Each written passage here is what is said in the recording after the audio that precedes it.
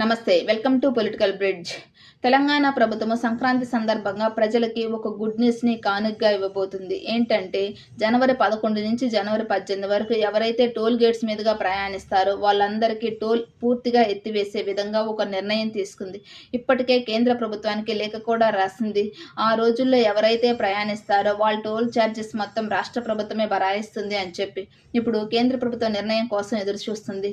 ముఖ్యంగా ఈ పండుగ రోజుల్లో టోల్ గేట్స్ రోజుకు 4 నుంచి 5 కోట్ల వరకు వసూలు చేస్తుంటాయి. ఇప్పుడు ఈ వారం రోజుల ఆర్థిక భారం మొత్తం రాష్ట్ర ప్రభుత్వమే భరాయించనుంది. అంతేకాదు ముఖ్యంగా తెలంగాణలో సెటిల్ అయిన ఆంధ్ర వాళ్ళకి ఈ నిర్ణయం చాలా ఉపయోగపడుతుంది. ఎందుకంటే సంక్రాంతి పండుగ జరుపుకోవడానికి ఇక్కడి నుంచి లక్షల సంఖ్యలో ఆంధ్రాకి తమ సొంతూర్లకు వెళ్తూ ఉంటారు.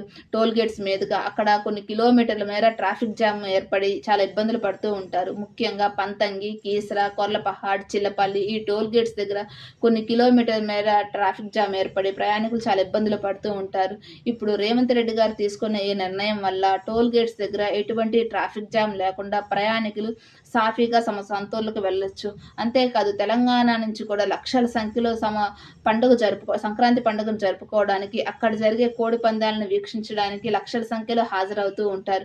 ఇప్పుడు రేవంత్ రెడ్డి గారు తీసుకున్న నిర్ణయం పట్ల ప్రజల్లో కూడా హర్షాతిరేకాలు వ్యక్తమవుతున్నాయి.